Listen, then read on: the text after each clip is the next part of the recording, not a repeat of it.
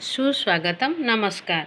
जेबे भक्ति खाद्य रे प्रवेश करे ताहा प्रसाद हुए एवं जेबे भक्ति जल रे प्रवेश करिथाए ताहा अमृत पालटि जाइथाए एवं जेबे भक्ति यात्रा सहित संयुक्त हुए ताहाकु तीर्थयात्रा कहाजाए एवं जेबे भक्ति संगीत रे प्रवेश करे ताहा भजन कीर्तन हुए एवं जेबे भक्ति घरे प्रवेश करिथाए ताहा मंदिर पालटि जाए एवं जेबे भक्ति मानव मध्य प्रवेश करे सेही मानव महामानव रूपे परिगणित होइथाए।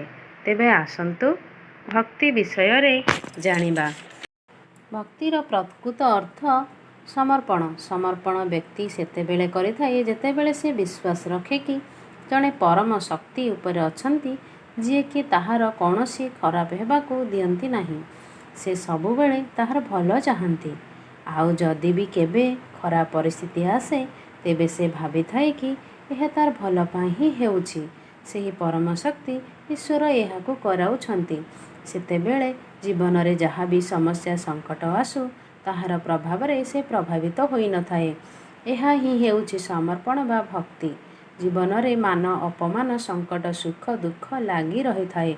सुख पर दुख मान पर अपमान ए सबु जीवन सह संश्लिष्ट।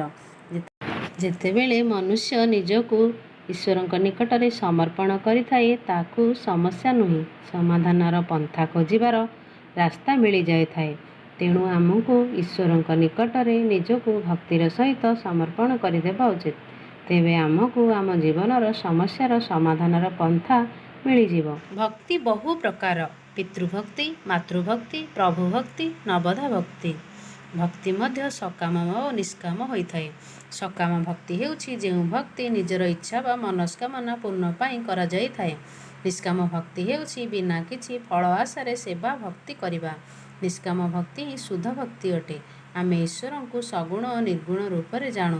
सगुण हेउछंती जेउ ईश्वरंकु पूजा करू तांकर स्वरूप थाए।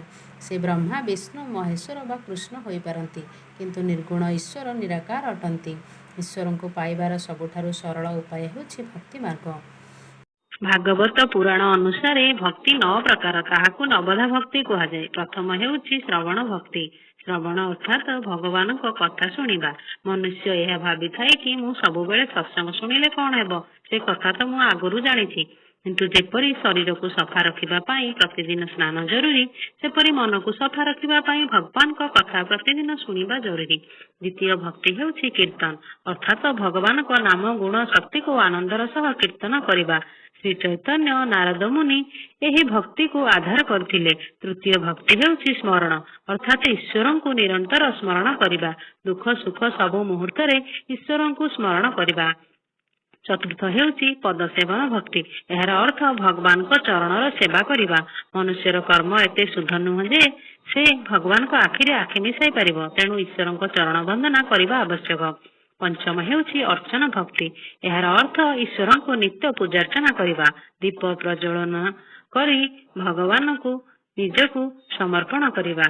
षष्ठ भक्ति हेउछि वंदन भक्ति। व्यक्ति भगवान को नम्रतार सह प्रणाम करिबा आरती करिबा उचित। नमस्कार अर्थात मनर अहंकार भाव को दूरे मुंड नुआई अंतरर सहित आदरर सह ईश्वर को प्रणाम करिबा। सप्तम हेउछि दास्य भक्ति। एहार अर्थ ईश्वर को निज मालिक भावी समस्त कार्य करिबा एवं भगवान को सर्वस्व मानिबा। एथिरे कृतज्ञतार भावना थाए। अष्टम हेउछि सख्य भक्ति। एहार अर्थ ईश्वर सह मित्रतार संपर्क रखिबा एवं निज बंधु परी भाव रखिबा। एहे हेउछि संपूर्ण सरल भक्ति। अर्जुन सुदामा एही धरणर भक्त अटंती। नवम हेउछि आत्मनिवेदन। एहार अर्थ निजको ईश्वर निकटरे समर्पण करिबा। ईश्वर प्रति निजर श्रद्धा प्रेम भाव रखिबा तांकर गुणगान करिबा एवं संसारर कल्याण करिबा ही एक भक्तर प्रकृत गुण। जदि आपनको ए वीडियोटी भल लागि थाए तेबे लाइक शेयर सब्सक्राइब कर देबे। नमस्कार।